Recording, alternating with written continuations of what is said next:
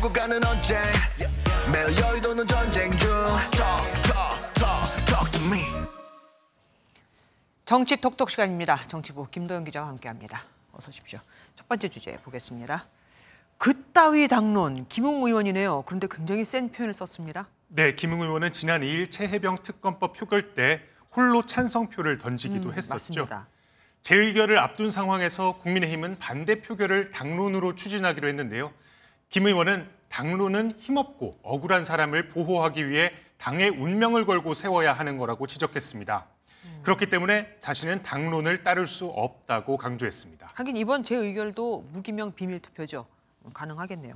지금까지 김 의원처럼 당론에 명시적으로 이렇게 반대를 하고 나선 의원들이 몇 명이나 됩니까? 네, 공개적으로 의사를 밝힌 건 3명 정도입니다. 네. 김 의원과 안철수, 유이동 의원인데요. 김 의원은 이탈표가 더 있다 이렇게 주장합니다. 자신에게 찬성하겠다고 한 의원이 5명이니 말 안 한 사람까지 하면 10명은 되지 않겠냐고 말했습니다. 저기 보니까 아니다에 100원이라고 했습니다. 지금 조정훈 의원이 얘기한 거 보니까 김 의원한테 한 말인가 봐요? 네, 그렇습니다. 조정훈 국민의힘 의원은 이탈표가 한두 명에 그칠 거라고 주장했는데 직접 들어보시겠습니다. 이탈표가 한두 표는 나올 수도 있겠죠. 100원 걸 수 있습니다. 나오지 않는다. 조정훈 의원이 이탈표가 적을 거라고 저렇게 확신하고 있는 이유가 있겠죠. 네, 다분히 최혜병 특검법이 정치적 의도라는 걸 의원들도 충분히 알고 있을 거라는 취지입니다. 공수처는 민주당이 추진해서 만들었고 그 공수처에서 지금 열심히 수사하고 있지 않냐는 취지입니다.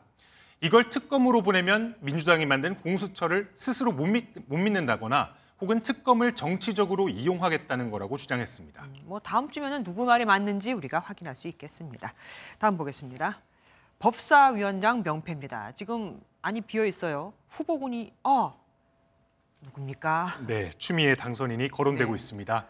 국회의장 경선 낙선 이후 민주당 강성 당원들을 중심으로 집단 탈당을 하는 등 반발이 심한 상황인데요. 네. 지도부는 당원들을 달랠 카드가 필요한 상황입니다.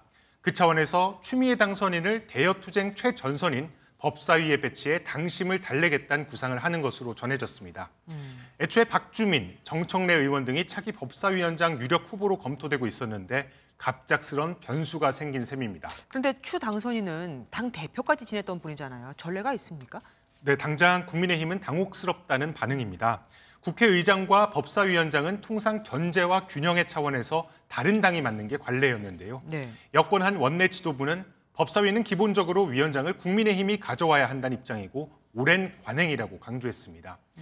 또 향후 원구성 협상에서 합리적인 대화가 가능했으면 좋겠다고 덧붙였습니다. 합리적인 대화가 가능치 않다는 분으로 이렇게 읽힐 수도 있겠습니다.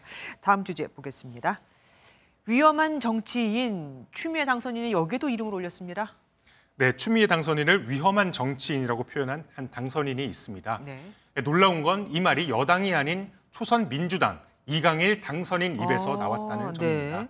이 당선인은 국회의장 경선에서 우원식 의원을 뽑았다고 한 언론 인터뷰에서 고백했습니다. 네. 그 이후로 열린우리당 창당 비판, 노무현 전 대통령 탄핵을 주도하는 등 추 당선인은 내게 너무 위험한 정치인으로 큰 트라우마가 있다 이렇게 밝혔습니다. 민주당 당원들의 반발이 만만치 않을 것 같습니다.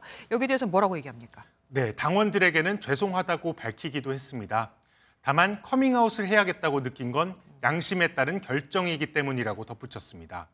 이 당선인은 집단지성은 옳은 방향으로 결론을 도출해내는 경우가 많지만 반드시 그렇진 않다며 과거 히틀러 독재 정권과 모택동의 홍위병을 언급하기도 했습니다. 네. 이어 앞으로도 당원들이 집단지성을 만들 때 완급을 조절하면서 정말 옳은가를 질문하고 답하는 과정이 필요하다고 생각한다고 밝혔습니다. 예, 다음 보겠습니다. 정호성? 잠깐만요.